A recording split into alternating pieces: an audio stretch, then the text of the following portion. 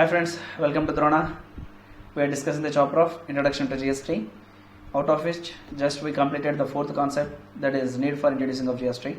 Now the fifth point, concept of GST. Concept of GST concerns the first point, value added tax. The first, the character or the nature of GST, it is a value added tax. At each and every stage, to the extent of value addition done by the supplier, only to that extent he is liable for payment of GST. Is it clear now? Value added tax is concerned. Value added tax concerned. The supplier, up to what extent he did value addition, only to that extent he is liable for payment of GST. Sir, అది ఎలా కుదురుతుంది sir? Value addition వరకు మాత్రమే ఎలా pay చేస్తాడు? వచ్చిన example చెప్తాను చూడండి.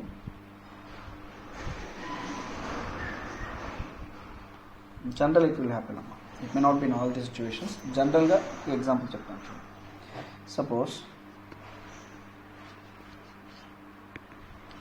మ్యానుఫ్యాక్చర్ దగ్గర నుంచి హోల్సేలర్ షాంపూ బాటిల్స్ని పర్చేస్ చేస్తున్నాడు. ఏం చేస్తున్నాడు? షాంపూ బాటిల్స్ని పర్చేస్ చేస్తున్నాడు. Let us assume the value of goods 10 lakhs.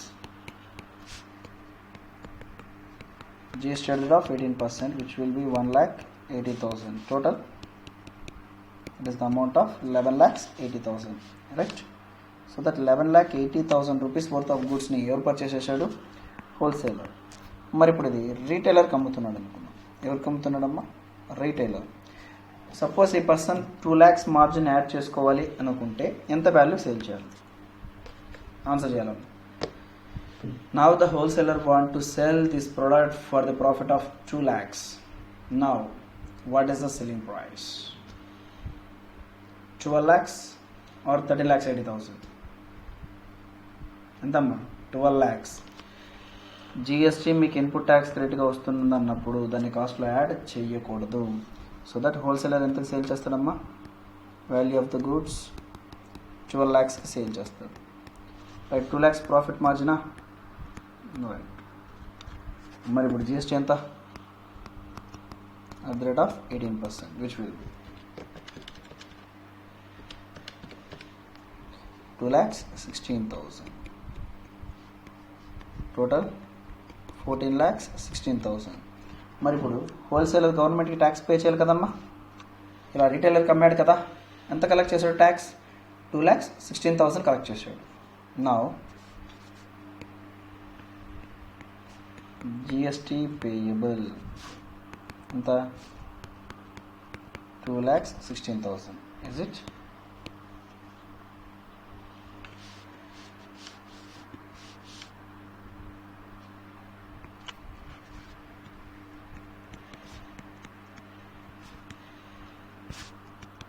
GST payable 2,16,000 less input tax credit. ఏంటా ఇన్పుట్ ట్యాక్స్ క్రెడిట్?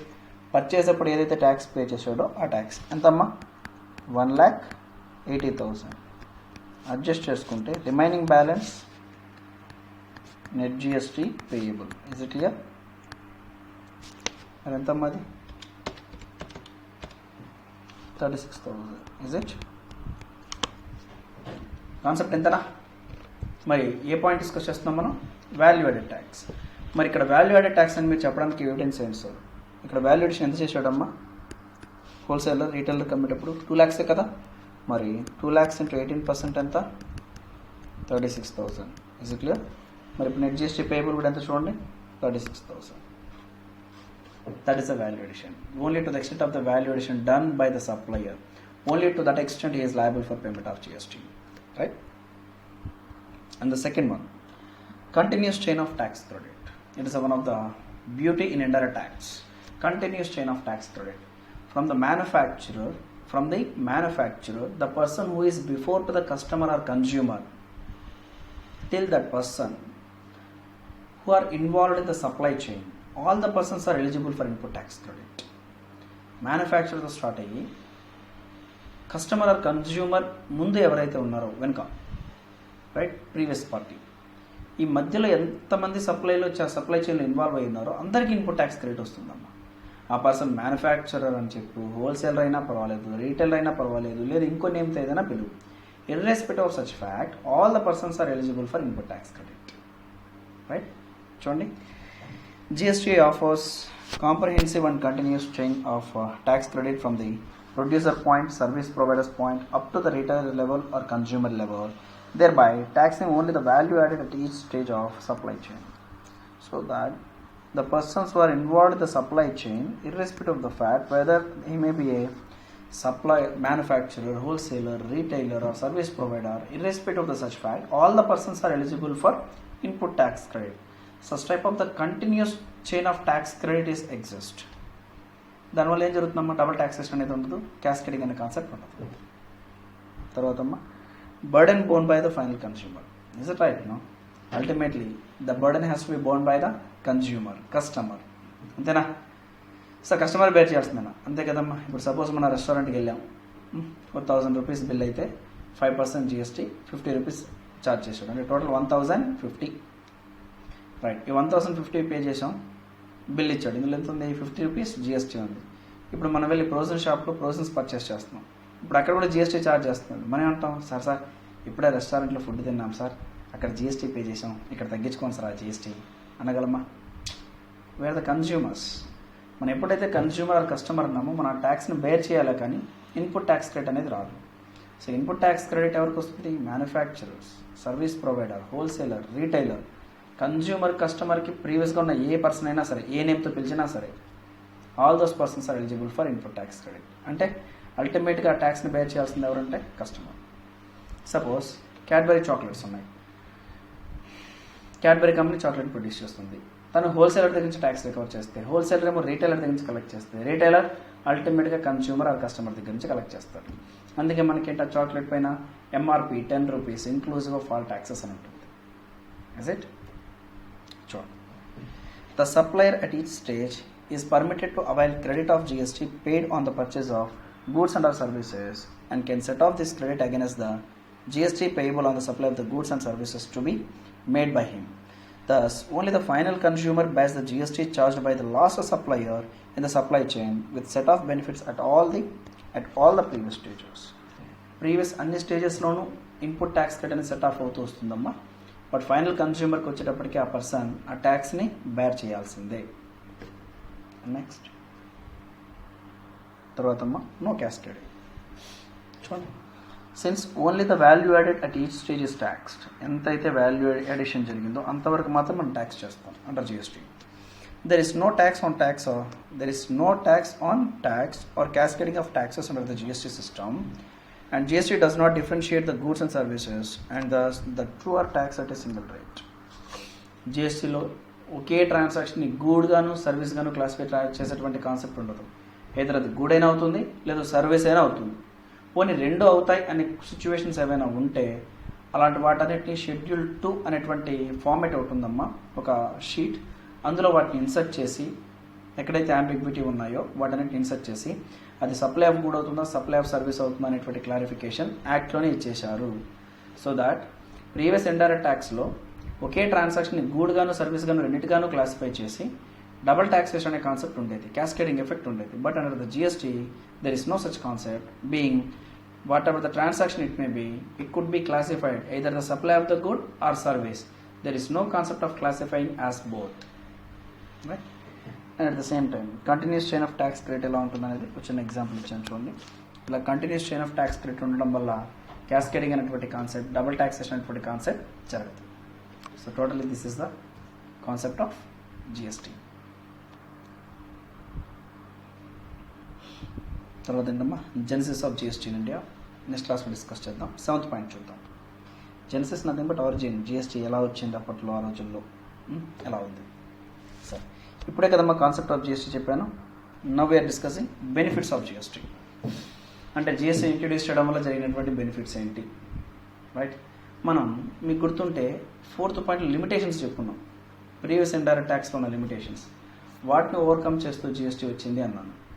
అంతేనా? అంటే ఆ లిమిటేషన్స్ని ఒక్కసారి జాగ్రత్తగా గుర్తు చేసుకుంటే మనకు బెనిఫిట్స్ తెలుస్తాయా? ఎస్. ఎలా? ఇంతకుముందు ఇండైరెక్ట్ ట్యాక్స్ స్ట్రక్చర్ని బేస్ చేసుకునేమ్మా 5 డిపార్ట్మెంట్స్ దగ్గరికి వెళ్ళాల్సి వచ్చేది. 5 రిజిస్ట్రేషన్స్, రైట్, 5 పెనాల్టీస్, 5 ప్రాసిక్యూషన్స్, ఇలాంటి కాన్సెప్ట్ ఉంటుంది. బట్ ప్రజెంట్ ఒకటే, అంతేనా. అండ్ నెంబర్ 2, ఇంతకుముందు ప్లేస్ని బేస్ చేసుకొని, ప్లేస్ ఆఫ్ ప్రొడక్షన్ని బేస్ చేసుకొని, ప్లేస్ ఆఫ్ బిజినెస్ని బేస్ చేసుకొని రేట్ ఆఫ్ ట్యాక్స్లు మారేటివి. ఎందుకు? ఏపీలో ఒక వ్యాట్ రేట్ సిఎస్టీ రేట్ ఉంటే there may be a chance, ఇంకో స్టేట్లో ఆ వ్యాట్ అండ్ సిఎస్టీ రేట్ మారడానికి ఛాన్స్ ఉండేది. అలా ఉండడం వల్ల ఏమవుతుందంటే ఒక ప్లేస్లో ప్రొడ్యూస్ చేసినటువంటి గూడ్కి ఇంకో ప్లేస్లో ప్రొడ్యూస్ చేసినటువంటి గూడ్ కంపేర్ చేస్తే ప్రైస్ వేరియేషన్స్ ఉండేవి, అలాంటి డ్రాబ్యాక్స్. బట్ జిఎస్టీలో కాశీ నుంచి కన్యాకుమారి వరకు ఒక ప్రోడక్ట్కి ఒక రేట్ ఆఫ్ జిఎస్టీ చెప్పారంటే ఇండియా మొత్తం అది రేట్ ఆఫ్ జిఎస్టీ ఉంటుంది, మళ్ళీ చేంజ్ చేసే కాన్సెప్ట్ ఉండదు, అంతేనా. ఇంతకుముందు క్యాస్కేడింగ్ ఎఫెక్ట్స్ ఉండేవి, జిఎస్టీలో క్యాస్కేడింగ్ ఎఫెక్ట్స్ లేవు. బెనిఫిట్, ఇంతకుముందు ఒకే ట్రాన్సాక్షన్ని గూడ్ కానీ సర్వీస్ కానీ క్లాసిఫై చేసేవాళ్ళు, బట్ జిఎస్టీలో అలా లేదు. ఇంతకుముందు మ్యానుఫ్యాక్చరర్స్కి ఎంకరేజ్మెంట్గా ఉండేది కాదు. ఎందుకు? ఇన్ని టైప్స్ ఆఫ్ ట్యాక్సెస్ పే చేయాలి అంటే మనం బిజినెస్ చేయమంటారా, ఈ ట్యాక్స్లు పే చేస్తూ కూర్చోమంటారా? బట్ హ్యాపీగా జిఎస్టీలో అయితే ఒకటే ట్యాక్స్, ఏ పనైనా చేయి, ప్రొడక్షన్, సేల్, సర్వీస్ ఏదైనా చేయి, ఒకే రకమైన ట్యాక్స్ అంతే. అండ్ ఇంతకుముందు ఇన్పుట్ ట్యాక్స్ క్రెడిట్ అవైల్ చేసుకోవడానికి మ్యానుఫ్యాక్చరర్కి అయితే ఒకలా, సర్వీస్ ప్రొవైడర్కి అయితే ఒకలా, వ్యాట్ డీలర్కి అయితే ఒకలా ఉండేది. బట్ జిఎస్టీలో ఏంటి? అలా ఏం లేదు. నువ్వు మ్యానుఫ్యాక్చర్ అయినా, సర్వీస్ ప్రొవైడర్ అయినా, డీలర్ అయినా, manner of availment of credit will be remain same, right. ఇట్లా జనరల్గా మనం బెనిఫిట్స్ చెప్పుకున్నాం అమ్మా. బట్ మనకు మెటీరియల్ ఏమి ఇచ్చారో ఒకసారి చూద్దాం. Benefits of GST. First, GST is a win win situation for the entire country. What is the meaning of the win win situation? ఒక ట్రాన్సాక్షన్ ఆర్ ఒక సిచ్యువేషన్లో అమ్మ బోత్ పార్టీస్ లేదు ట్రాన్సాక్షన్లో ఇన్వాల్వ్ అయిన ప్రతి ఒక్కరూ బెనిఫిట్ పొందుతున్నారు అనుకున్నమ్మా, that is called win win situation. That is called win win situation. Is it clear? Suppose simple ఎలా చెప్పచ్చు అంటే, మనం ఇంతకుముందు మనకు సపోజ్ ఫిజికల్ క్లాసెస్ ఉండేటమ్మా. ఫిజికల్ క్లాసెస్ ఉన్నప్పుడు ఏంటి? స్టూడెంట్ అక్కడి నుంచి ఇక్కడికి రావాలి, కాలేజెస్కి రెంట్స్, హాస్టల్ ఇలాంటివన్నీ పే చేయాలి, స్టూడెంట్కి బర్డెన్. అండ్ కాలేజ్ వాళ్ళకు కూడా ఏంటి? రెంట్స్ పే చేయాలి, అకామిడేషన్, ఇవన్నీ బర్డెన్గా ఉండేవి. బట్ ఇప్పుడు ఎలక్ట్రానిక్ క్లాస్ రావడం వల్ల ఏంటి? స్టూడెంట్ ఇంట్లో కూర్చొని క్లాసెస్ చూస్తున్నాడు, తనకు benefit. And college point of వ్యూలో కూడా ఏంటి? రెంట్లు పే చేయాల్సినటువంటి అవసరం లేదు. సో దాట్ ఇలా ఎలక్ట్రానిక్ మోడ్ ఆఫ్ క్లాసెస్ అనేటివి విన్ విన్ సిచ్యువేషన్, స్టూడెంట్కి యాజ్ వెల్ యాజ్ కాలేజ్కి. ఇలా జిఎస్టీ రావడం వల్ల assessees as well as department, both parties, the government as well as assessee, both persons are getting benefit. For that reason, GST is a win-win situation. And next, it brings benefit to all the stakeholders of the industry, government and the consumer. It will lower the cost of goods and services and give a boost to the economy and make the products and services globally competitive. First కాస్ట్ని ఎలా reduce అవుతుంది అంటే అమ్మా, ప్రతి చోట మీకు input tax credit ఇస్తున్నప్పుడు ఆటోమేటిక్గా final price of the good అనేది రిడ్యూస్ అవుతుంది. Is it clear? కావాలంటే మీకు ప్రీవియస్ క్లాస్లో చెప్పినటువంటి ఒక చిన్న ఎగ్జాంపుల్ చెప్తాను చూడండి. డబుల్ ట్యాక్సేషన్ అనే కాన్సెప్ట్ చెప్తూ ఉంటాను మీకు.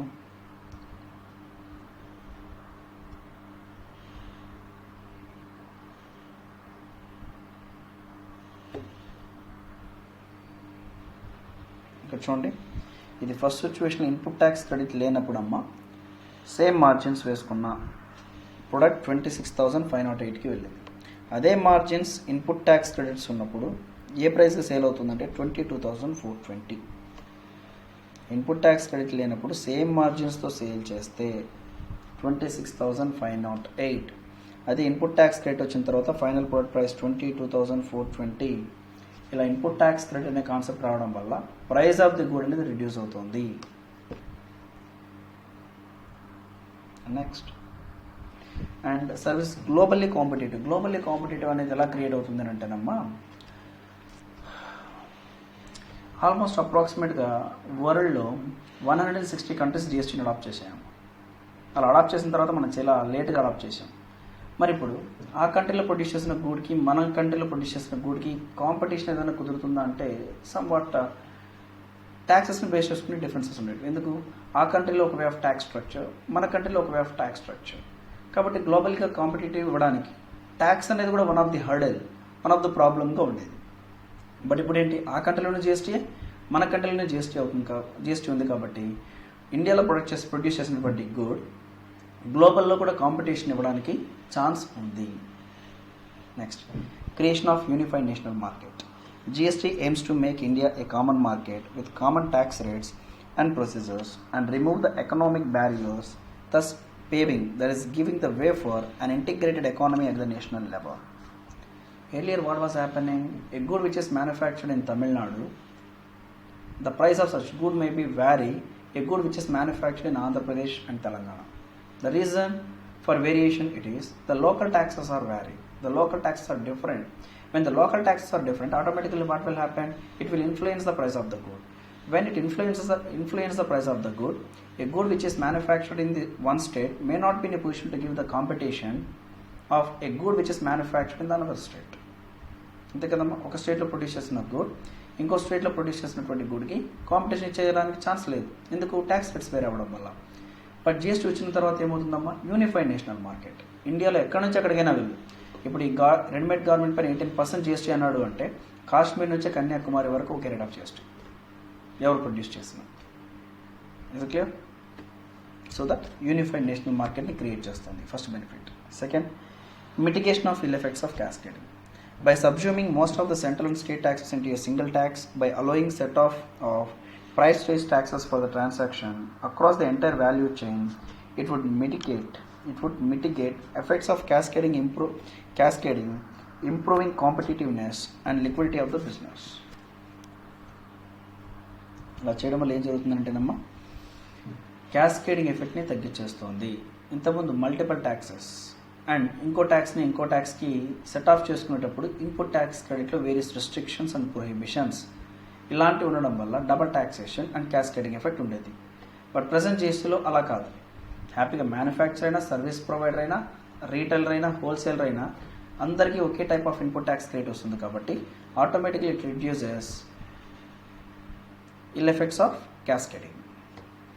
అండ్ నెక్స్ట్, దానివల్ల ఏమవుతుందమ్మా? It will improve the competitiveness. Is it right? No. ఎప్పుడైతే నీకు డబుల్ ట్యాక్సేషన్ వదిలేసి నీకు ఎప్పుడైతే ఇన్పుట్ ట్యాక్స్ క్రెడిట్ అందరికీ ఇస్తున్నాడు, సేమ్ ప్రైస్ ఇస్తున్నాడు అనుకోండి, automatically it will increase competitiveness, healthy అట్మాస్ఫియర్ని క్రియేట్ చేస్తుంది. And next, elimination of multiple taxes and double taxation. GST రావడం వల్ల చూసాక ఇంతకుముందు సెంట్రల్ లెవీస్ ఎన్ని ఉండేటివి, స్టేట్ లెవీస్ ఎన్ని ఉండేటివి, అవన్నీ జిఎస్టీలోకి సబ్జ్యూమ్ అయ్యాయి. అంటే మీనింగ్ ఏంటి?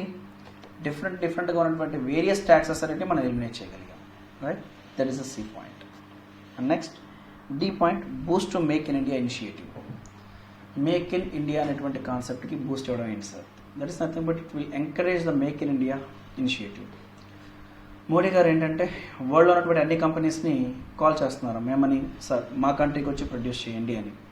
మరి ఒకవేళ ఫారిన్ కంట్రీ నుంచి ఒక పర్సన్ వచ్చి ఇక్కడ ప్రొడక్షన్ చేయడానికి విల్లింగ్గా ఉండి మోడీ గారిని ఇలా క్వశ్చన్స్ అడుగుతున్నాం అనుకున్నాం. ఇప్పుడు జిఎస్టీ రాకముందు, మోడీజీ మేము ఇక్కడ ఇలా సోన్సో కార్స్ని ప్రొడ్యూస్ చేసేటువంటి కంపెనీ స్టార్ట్ చేయాలనుకున్నాం. Suppose if you're manufacturing a car, this type of the tax we have to pay అని అడిగితే, sir you have to pay excise. మరి సేల్ ఏమైనా చేసుకుంటే మళ్ళీ అని పే చేయాలి? Yes definitely. If you're selling a car within the state, you are liable for payment of the VAT. And again the same car if you are selling to some other state, you are liable for payment of CST. And apart from that, remember, when you are rendering services to the car, you are liable for payment of service tax also. ఇలా చెప్పారనుకోండి, ఆయన పక్కన ఉండండి, వెళ్ళిపోతాడు.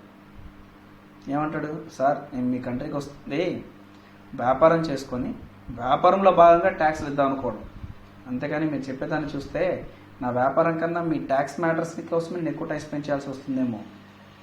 ఇలా tax matters కోసం ఎక్కువ time spend చేస్తే నేను బిజినెస్ ఏం చేసుకుంటాను?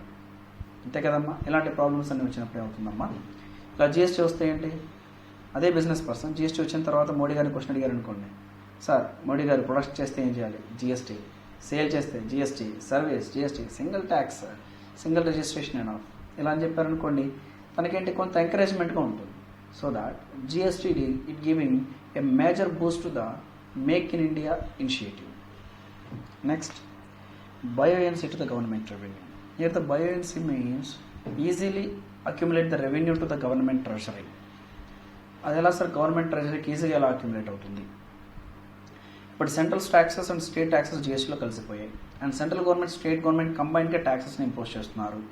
And at the same time single department అవ్వడం, ట్యాక్సెస్ని ఫాలోఅప్ చేయడానికి ఛాన్సెస్ పెరగడం, అండ్ ఇన్పుట్ ట్యాక్స్ క్రెడిట్ అనే కాన్సెప్ట్ ఇవ్వడం వల్ల ప్రతి ఒక్కరు ట్యాక్సెస్ని ఖచ్చితంగా పే చేస్తున్నారు. ఒకవేళ ఒక సెల్లర్ పే చేయకపోతే బయ్యర్ సెల్లర్ని చూపిస్తాడు. ఎప్పుడు? ఇన్పుట్ ట్యాక్స్ క్రెడిట్ని అవైల్ చేసుకునేటప్పుడు. అలా ప్రతి సెల్లర్కి బయ్యర్ పోలీస్ లాగా యాక్ట్ చేస్తున్నప్పుడు ఏమవుతుందమ్మా? ప్రతి ఒక్కరు ట్యాక్స్ కంప్లై చేస్తారు. మరి ట్యాక్స్ కంప్లై చేయడం వల్ల ఏమవుతుంది, ప్రతి ఒక్కరు ఇన్పుట్ ట్యాక్స్ కట్ అవైల్ చేసుకున్న తర్వాత రిమైనింగ్ బ్యాలెన్స్ గవర్నమెంట్కి ఇస్తారు. ఇలా ఆటోమేటిక్ ఇవ్వడం వల్ల ఏమవుతుంది, అక్యుములేషన్ జరుగుతుంది. So that it is buoyancy to the government revenue. Right? These are the various benefits of GST. The first one, creation of unified national market across India. By the having of the common rates, it will create unified national market. And the second one, mitigation of ill effects of cascading.